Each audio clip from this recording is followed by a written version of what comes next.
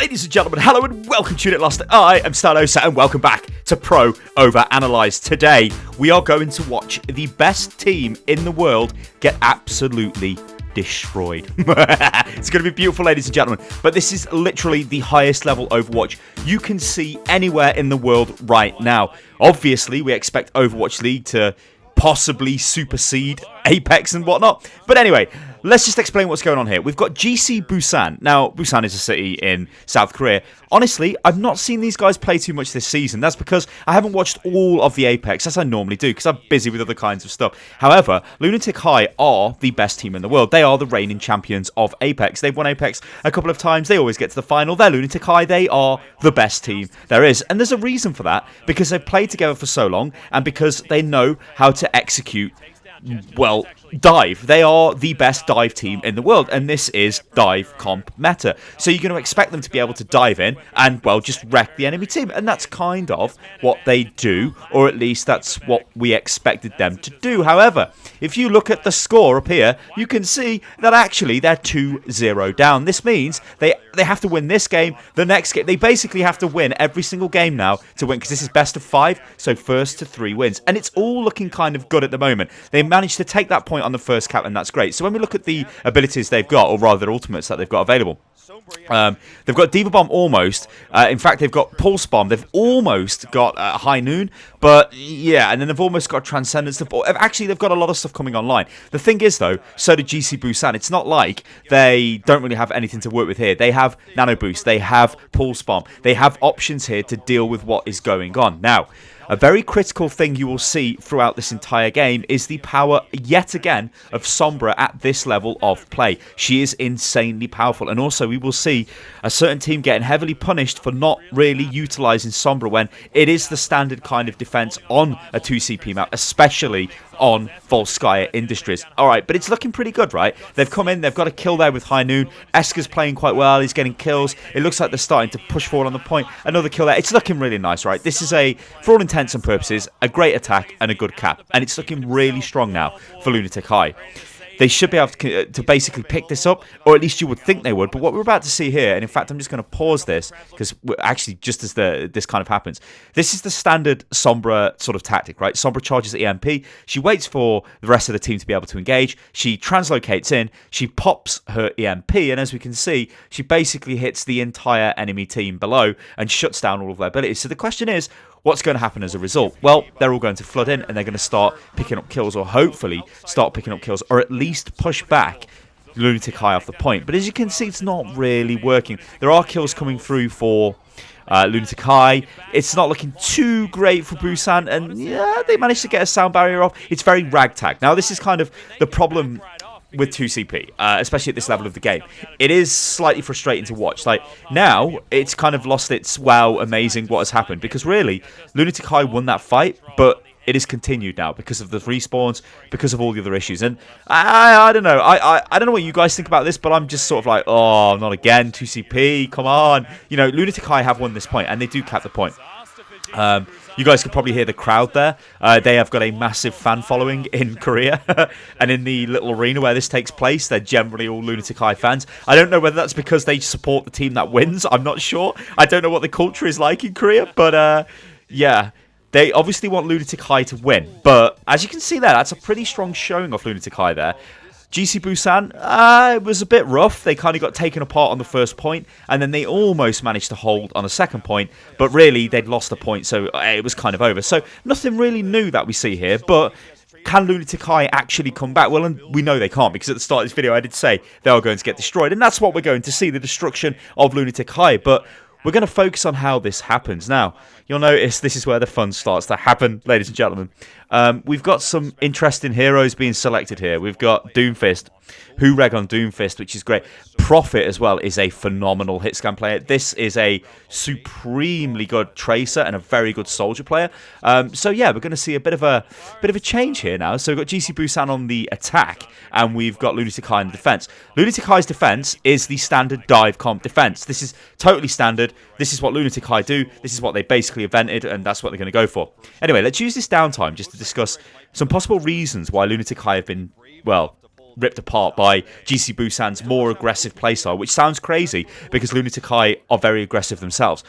Lunatic-Hai, I think with the sort of the crunch that's in place for Apex, because the seasons turn around so quick, it's almost like they don't really have time to practice new strategies or heavily adapt their play, whereas GC Busan, it's not like they've essentially just came out of nowhere, but they've had a chance to work out a format, work out a formula that they can use against teams like Lunatic-Hai, and as you can see, it is working really, really well. Anyway, let's focus on Doomfist. Doomfist is a beautiful hero, especially for getting those fast picks. Now remember, this isn't the live patch of the game.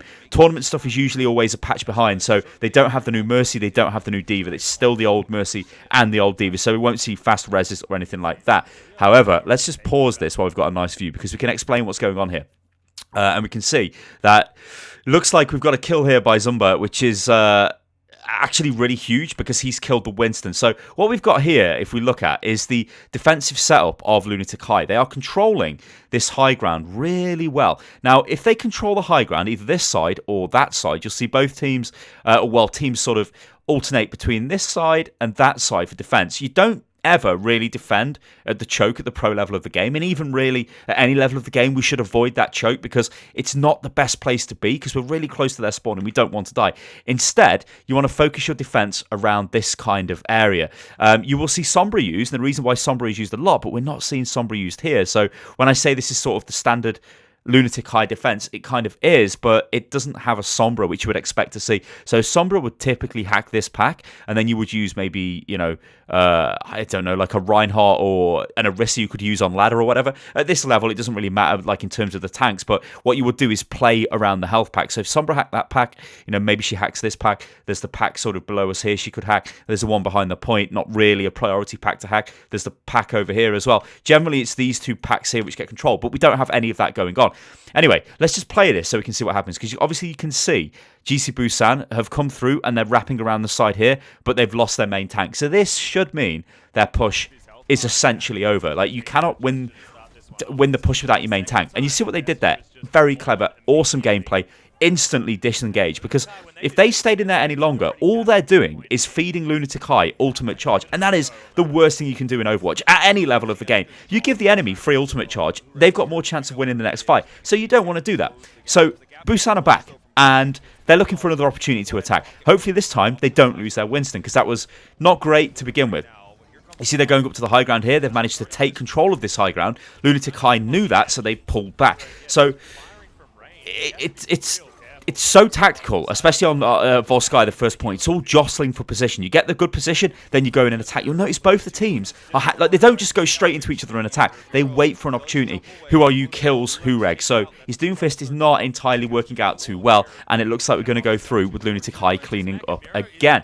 Now, this is looking pretty good when you look at the kill feed for GC Busan, because they've just managed to take out D.Va's mech and also take out the enemy Winston, which is, well, a huge win, because Lunatic-Hai have to run for miles to get back to this point. Any kill you get on this point is so powerful. Esk is coming in with the attack visor trying to pop this back, but you'll notice that, you know, sound barrier was used to try and stop that, and literally his attack visor didn't do anything, but he kind of had to do that there. He didn't really have any options. We see Prophet is about to get his attack visor available, so that's going to mean this point is going to be easily clean upable, if that is even a word, ladies and gentlemen, if they if they even need it, that's the thing. And they are looking very strong. They do have central point control, so really they don't really need Prophet's ultimate, so hopefully he should save the ultimate, and I think he does, if memory serves me right. Maybe he uses it. I guess he is using it right there. You see, like, the decision there is like, what do you want to use it? Do you not want to use it? But I guess they really need to capture this point, as they're going to lose the map. So in the end, the investment of the attack visor was probably the best thing to do. From my point of view, I was thinking, yeah, maybe you could just carry through with his actual aim instead of investing that attack visor. But you can see the fight is still going on, so it was definitely worthwhile using. Closer gets a couple of kills there on the Lucio. Admittedly, they were diving in just to try and stall that point out as much as possible, because the longer you can stall the point out, especially if you're in a bad position, it's kind of pointless running back to the spawn. You may as well just go and die on the point, because it's going to drain the enemy's time even more. So this is where it gets very dangerous, and we actually should pause this right here. So it gets very, very dangerous here now. because they've lost the Diva mech, right? So with the Diva mech being destroyed, that's a problem. They have Esker's tac visor, but there is a sound barrier to counter tac visor, and that's what Overwatch is all about, using your ultimates at the right time. Rouge Hong has gone to the Sombra, but I think he kind of probably should have been on the Sombra to begin with. But anyway, it's cool. So EMP will be charged fairly fast because it is a rapid charging ultimate, especially when the team work around the EMP, which of course they do at the pro level. Prophet has already almost got another tac visor, which is totally insane. And we've almost got a Transcendence. Double support ults are really critical. If you've got double support ults, you generally always win a fight.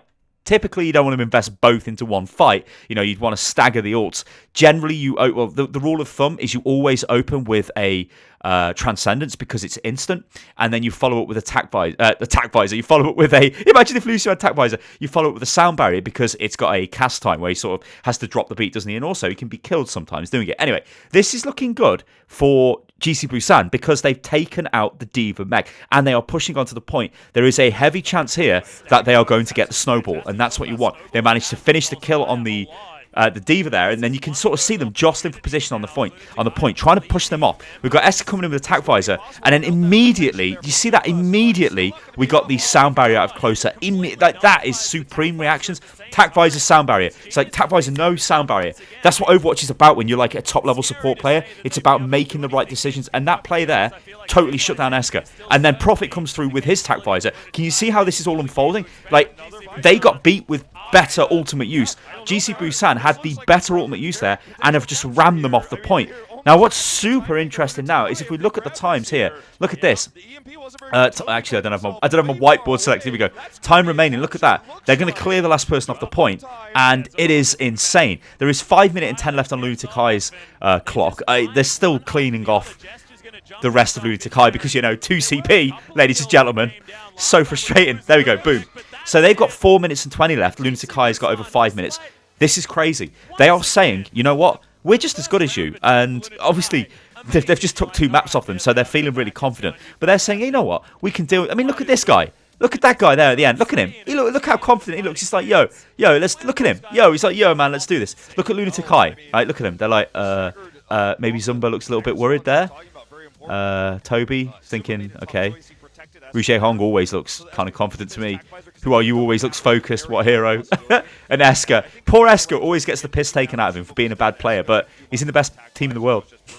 Well, or they were the best team in the world. They're also an Overwatch League team as well. They represent Seoul. So there are other excuses you could possibly make for them saying, oh, well, actually, maybe they're focused on that as well. I don't know. So let's look at the team comp they're rolling out with now. They have got Esker on the Sombra. Now, they swap between Rouge Hong and Esker, but Rouge Hong is the best Ana in the world. So if you're going to roll Ana, you give it to Rouge Hong. Like, the man is a legend on this hero. But now they've got Sombra. It's almost like that they've learnt from their first attempt at defense with not using the Sombra, that they suffered heavily from it, so they're going to use it. Now, look at GC Busan. They're not going with the Doomfist they went with before. That's because, honestly, I don't think Doomfist actually got too much done. He sort of went in and fed and died. And then he got swapped off for the second point. So we're going to see now a more standard dive comp attack from GC Busan into the more standard 2CP, especially Volskaya, first point defense with Sombra. Now, look at Esker, goes straight in the back. He's getting loads of work done. He takes a bit of damage. He hacks the health pack, gets the charge. Look, he's already on 31% ultimate charge. That is slightly crazy, especially when you compare it to the ultimate charges of the other players. I mean, Rouge Hong's doing really well there with 28% charge on his nano boost. But we go into this massive dive. So they're diving in, they're trying to get position. If they can kill the Sombra, that will be an amazing pick because that basically shuts down the defense of Lunatic-Hai. But it's so difficult to kill Sombra. But look at what Prophet's doing. Look at that. Prophet and the Zen get the kill on the Ana. That is huge. Both supports are now kind of dead. Well, I say both supports. You could kind of say they've got 3 supports because they're running Esker on the Sombra with Rouge Hong and Toby on other supports as well. So that's kind of not kind of typical. Like, usually Sombra can take the place of one of the supports. But look what's happened here. They've just rolled straight through. They've been super aggressive. They got the picks they needed to get, and they went straight in and smashed them. This is why it's going to be so interesting to see the new Mercy when she's introduced in pro-level play. Because that kill on Rouge Hong would have been countered straight away with Mercy. Mercy would have just rezzed him. Like, that's not a thing in this build of the game. So what we're seeing is them going in, just absolutely wiping out the supports and then pushing home like the advantage, and it's just beautiful. So We can see now that Who Are You has got the pulse bomb ready, so he should be able to stick this onto somebody to pretty much stop the push as it comes through. And also, Who Are You, in case you're not familiar with the players, guys, too much, is a amazing Genji player, but he's also a pretty good tracer as well. So yeah, you can see Esker picks up a kill there. Esker's almost got EMP again, and he used that in the last fight. You know, like he literally used that as that point was lost. Bit of a waste, to be honest, on point B. But yeah, look at Prophet though. This is where he's getting a sneaky little bugger. He's hiding way behind. Like he's flanked and he's just sitting there. They don't know he's there, and he's waiting for the time when his team go in. And Who Are You is kind of doing the same thing. You notice Hureg has gone onto the Doomfist as well. Doomfist can be super powerful on this point because there's loads of walls. You can like smash people into it. It's great. Look at that though. Look at that. That is so beautiful. That is patience off Prophet, and he has annihilated Rouge Hong. Like, getting rid of that, Anna is just amazing. Doomfist comes in, gets a massive kill, and they've basically won. They've basically won this point now, just because of the way Prophet played. And if that isn't a lesson to us guys, like, in patience, it is so good. Like, on Volskaya, when you attack the second point, there's so much you can do. Like, I like to flank round to the left really quick if I'm playing Soldier. If I've got Tac Visor, try and take the high ground off them at the back and Tac Visor through as the team push in. It can do tons of damage, but Prophet obviously took that to another level there. But look what's happening. It's 2CP, so ultimates are getting used. Points being stalled out. Even though Busan have pretty much won the fight, they're still having to really work to get people off the point, and, you know, they're coming back on heroes which are quite tanky. We've got Divas on the point. Who Are You's gone on to Doomfist because, you know, why not? Get Doomfist back on the point. And it's just, it literally is a bit of a mess at this point. It just comes down to mechanical skill, like target focus. Are you focusing the right targets down? I don't think they particularly were there because the Diva was super low and they kind of left her for a bit of time. They should have just demexed straight away. But yeah, you can see they're getting the kills, so they will eventually take the point eventually. There we go. And then they take the point. So it's like a really hype game, this is. Like, nobody expected GC Busan to really do anything to Lunatic-Hai, and the fact that they've got 2 maps up on them at this point, and, I mean, look at this guy. This guy is, look at him. Look at him, he's just like, yo. He looks amazing. He's like, I've come to play a bit of Overwatch, so, yeah. I just come and beat the best team in the world, so yeah. All right then, off we go. All right then. So the question is, what are they going to do now? Because that's been pretty heavy. Well, they got rolled and they got outplayed by Prophet, and Prophet has been the MVP. So I guess you guys know what MVP is. In case you don't, he's basically the most valuable player, the man of the match, the best player in this series. Played out of his mind. Like, him waiting just for that beautiful pulse bomb was so perfect, and it just opened up the enemy. It was just great. It was so great. All right, let's take a look at the team comps we've got rolling out now. So, again, we're seeing a change-up from Lunatic-Hai. It almost feels like they're not really too sure what they should be doing. Like, Esker is now on McCree. Okay. Rouge Hong is now on Zen. Okay. Toby is obviously always on Lucio. But, yeah, that's like... okay, what are they trying to do? Like, without Sombra on this point? I don't know. I think you'd be hard pressed to find anybody that would agree without running not running Sombra is a good idea. It's pretty strange, especially against GC Busan, who are heavily. Oh, actually, they're on the attack. What am I talking about? But GC Busan are heavily aggressive. So yeah. Anyway, ignore what I've just said because I'm an idiot and I get confused all the time with this stuff. Blizzard. You know, spectator, please. Just think of excuses. Anyway, so yeah, they're going to use McCree on the attack this time. So, can work. It kind of worked last time, so I guess that's why he's using it again.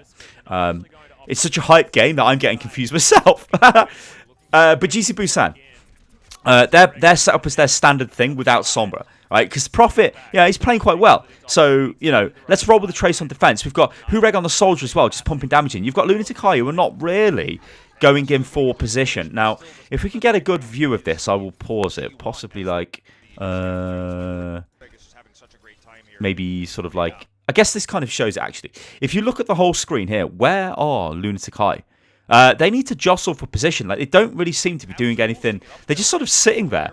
You know, like they're not really forcing out anything from GC Busan. Like, they tried to there, and they're starting to get kills, so it is starting to work now. But I feel like they were just a little bit, like, passive there, which is really strange when you watch Lunatic-Hai, because generally, they go in, find a position, and then they attack straight away. They don't wait like they did, and they've suffered heavily there. I mean, Hureg is doing tons of work on this Soldier. I mean, that is such a bad ultimate there. I don't know what Rouge Hong is doing. Like, he's popped his Transcendence in the middle of the point. It's like, what's going on? Like, that's just so crazy. Maybe it was a misclick. Maybe he thought he could use it. I don't know. But it's very rare that you see mistakes like that, especially off that caliber of player. So then it goes back to mind games, doesn't it? It's like, and Eska missed a headshot there. That's unlucky. But it goes back to mind games. It's like, are Lunatic-Hai falling apart? Are they starting to think, oh my god, we're just getting beat by this team. We don't really know what to do. Like me falling apart going, oh look, they're going to use the McCree on defense. When, yeah, they're not using the McCree on defense at all because they're on attack. What an idiot. And that McCree is now a soldier. Beautiful.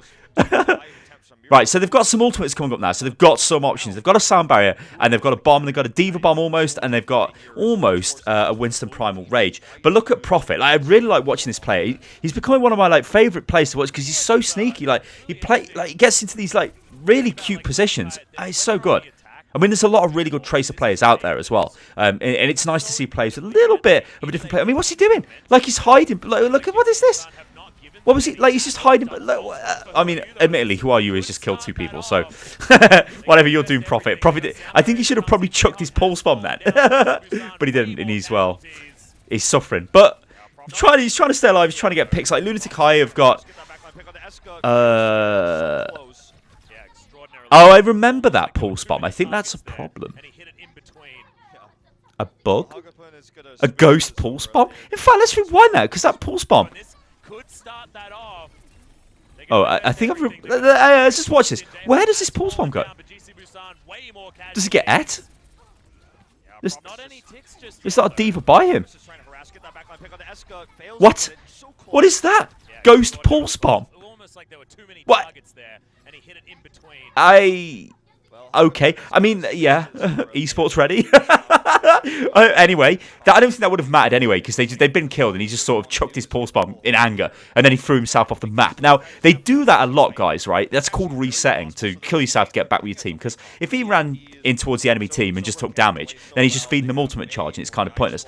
Anyway, now we've got GC Busan on a Sombra, and the Sombra has already got 50% ultimate charge because, yes, it's Sombra, and that's how it works. It's insane, especially when the team will play around it. So, this means they've got a pretty good chance of holding this now. They haven't lost anybody as Lunatic-Hai have come in. Remember, in Overwatch, the first time you lose, if you get picked straight away in a fight, it's horrifically bad for your team. And they didn't do that, but they're still suffering heavy damage to the point of they're all being wiped out, which is like a bit unlucky because they've died with the MP, and really they probably should have used the MP.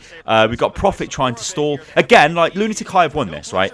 I don't agree with the fact that you can get back onto the point so quick, but whatever. Lunatic-Hai just rammed it home again and took the point again. Like, this is turning into an insane game on Volskaya. Like, I mean, look at the score. I mean, what are we on now? Are we on like 4 all? We're 4 all, right? That's crazy.